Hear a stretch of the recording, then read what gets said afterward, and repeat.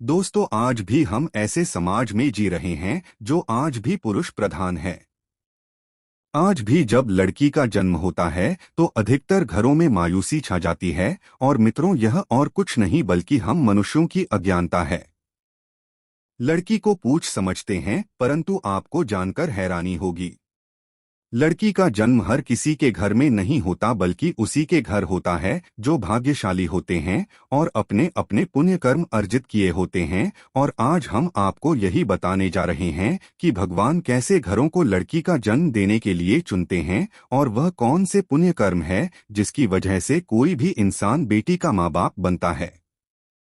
दोस्तों, एक भगवान श्री कृष्ण से अर्जुन पूछते हैं कि माधव, किन कर्मों के कारण किसी के घर पुत्री धन की प्राप्ति होती है, अर्थात कैसे घरों में बेटियों का जन्म होता है। तब श्री कृष्ण अर्जुन से कहते हैं, हे पार्थ, अगर किसी के घर बैठे भाग्य से होते हैं तो बिटिया सौभाग्य से, और जो भी स्त्री या पुरुष अपने पूर्व जन्म में पुण्य कार्य अर्जित किए होते हैं उन्हें ही एक बेटी के माता पिता होने का सौभाग्य प्राप्त होता है। बेटियों को जन्म के लिए उन्हीं घरों को चुना जाता है जो बेटियों का भार सहन कर सके, क्योंकि तीनों लोकों में स्त्री अर्थात बेटियां ही ऐसी होती है जिसका भार हर कोई सहन नहीं कर सकता।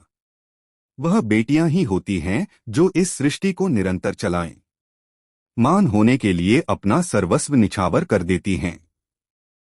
हे अर्जुन, पर जिस दिन इस सृष्टि में बेटियों का जन्म लेना रुक जाएगा उस दिन सृष्टि भी है और धीरे धीरे इस सृष्टि का अंत हो जाएगा। मित्रों, भगवान श्री कृष्ण के इन बातों पर गौर किया जाए तो उनका कहा बिल्कुल सही है, क्योंकि बेटियां अगर नहीं होंगी तो किसी का भी वंश आगे नहीं बढ़ सकता। दोस्तों, आपने भी कई लोगों को कहते सुना होगा कि जिस घर में बेटी का जन्म होता है वह घर स्वर्ग के समान होता है, क्योंकि बेटा तो केवल एक कुल को रोशन करता है, बेटियां तो दो कुलों को रोशन करती है। माता पिता के घर वो बेटी के रूप में अपने उत्तरदायित्व का निर्वहन करती हैं, तो ससुराल आकर एक बहू के रूप में सारे कर्तव्यों का पालन करती हैं। दोस्तों, आजकल आप सुनते ही हो, बेटियां बहू परिवार में किसी के मर जाने पर उसका वर्णन नहीं कर सकते। लेकिन यह बिल्कुल भी सही नहीं है, क्योंकि रामायण में बताया गया है कि प्रभु श्री राम के पिता राजा दशरथ की मृत्यु हो गई तो माता सीता अर्थात राजा दशरथ की बहू नहीं उनका पिंडदान किया था, जिससे उन्हें जन्म मरण के चक्र से मुक्ति मिल गई थी। इतना ही नहीं, हिंदू धर्म शास्त्रों में बताया गया है कि बेटियां भी अपने पिता के नाम का पिंडदान कर सकती हैं। वही अगर ससुराल पक्ष में कोई पुरुष नहीं है तो इस स्थिति में बहू भी पिंडदान कर सकती है। इसलिए मित्रों, वह लोग बहुत किस्मत वाले होते हैं जिनकी घर में बेटी जन्म लेती है। वही वह परवल किस्मत के होते हैं जिनके घर एक से ज्यादा बेटियां होती हैं। शायद यही कारण है कि बेटियों को लक्ष्मी कहा गया है। दोस्तों, बहुत से लोगों की सोच यही होती है, बेटी है तो बिना समय गवाएं और इस पर पढ़ाई में पैसे लगाएं, जल्द से जल्द शादी कर दो। लेकिन यह सोच एक बेटी के भविष्य को बर्बाद कर देती है। जरा सोचिए, एक बच्ची के मन में कितने सपने होते हैं, उसे कुछ करना है लेकिन यह सपने सिर्फ सपने ही रह जाते हैं।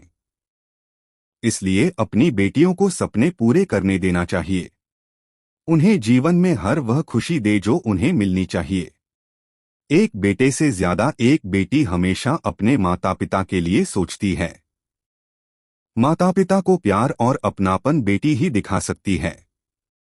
बेटी के जन्म को एक जश्न की तरह मनाना चाहिए। माता पिता को बेटी को हमेशा एहसास दिलाना चाहिए, कितने खास है बेटी है। क्या बेटी माता पिता के लिए बोझ होती? क्या मित्रों, बेटी कभी भी बाप पर बोझ नहीं होती। वह सिर्फ अपनी और अपने परिवार की किस्मत बनाने के लिए जन्म लेती है। एक कथा के अनुसार दो मित्र लंबे समय के बाद एक दूसरे से मिले। एक दोस्त ने दूसरे से उसका हाल पूछा तो जवाब में उसने कहा कि मेरे हाल तो एकदम बढ़िया है, और हो भी क्यों ना मेरे दो बेटे जो है। तभी वह अपने दोस्त से पूछता कि तेरे घर में कितने बच्चे हैं। दोस्त खुशी के साथ बताता है कि मेरे घर में दो बेटियां हैं। उसका दोस्त भगवान का शुक्रिया अदा करता हुआ कहता है कि मैं धन्य हूं, मेरे घर बेटियां नहीं। यह सुनकर पिता की आंखों में आंसू आ गए। तभी उसकी बेटी पिता के मित्र से कहती है कि अंकल, भगवान हमेशा भाग्यवान को ही बेटी देते हैं, कभी गरीब की बेटी के रूप में माता लक्ष्मी नहीं देते। भगवान उसी को पुत्री का सुख देते हैं जिसके अंदर पालने की सामर्थ्यता होती है, जो गरीब होकर भी अपनी बेटी को पाल सकता है। एक बार स्वामी विवेकानंद वैष्णो देवी की सीढ़ियां चल रहे थे। बगल से किसान अपनी बेटी को कंधे में बिठाए चढ़ाई चल रहा था। तभी स्वामी विवेकानंद ने कहा कि बाबा, आपकी बेटी का बोझा आपको लग रहा होगा, इसको मैं उठा लेता हूं और माता वैष्णो के दरबार तक ले चलता हूं। सबके सामने स्वामी विवेकानंद से कहा कि बेटी कभी भी बाप के कंधे पर बोझ नहीं होती। बेटियां अगर बाप के कंधे पर हों तो वह हर बोझ को हल्का कर देती है। मित्रों, बेटियां कभी भी धन की भूखी नहीं होती, जो सिर्फ मान और सम्मान की भूखी होती है। कौन सा कर्म करने से बेटी के रूप में जन्म लेते हैं? अब सोचने वाली बात है कि कौन सी कर्म के बाद आप किसी के घर लड़की के रूप में जन्म लेते हैं और उनके घर के लिए लक्ष्मी का रूप साबित होते हैं। गरुड़ पुराण में बताया गया है कि जब आत्मा को नया जन्म मिलता है, तब आत्मा को शरीर के अनुसार व्यवहार में चलकर अपने कर्म करने होते हैं। शरीर के जरिए कर्म करके की एक आत्मा अपने जन्म के उद्देश्य को सार्थक भी बना सकती है और निरर्थक भी, यदि कोई पुरुष महिलाओं का आचरण करता है, स्वभाव में महिलाओं वाली आदतें ले आता है या वही काम करना चाहता है, तो एक महिला को करना चाहिए तो ऐसे ही पुरुषों का आत्म स्त्री का शरीर धारण करती है। वहीं गरुड़ पुराण में बताया गया है, यदि कोई व्यक्ति मृत्यु के अंतिम क्षण में किसी स्त्री को याद करते हुए प्राण त्यागता है, तो वह अगले जन्म स्त्री के रूप में जन्म लेता है। वही अगर वह अंतिम क्षण में परमेश्वर का नाम लेता है, तो वह मुक्ति के मार्ग पर अग्रसर हो जाता है। हम उम्मीद करते हैं कि हमारी वीडियो से आपको जानकारी मिल गई होगी। हमें कमेंट करके जरूर बताएं कि आपको वीडियो कैसी लगी।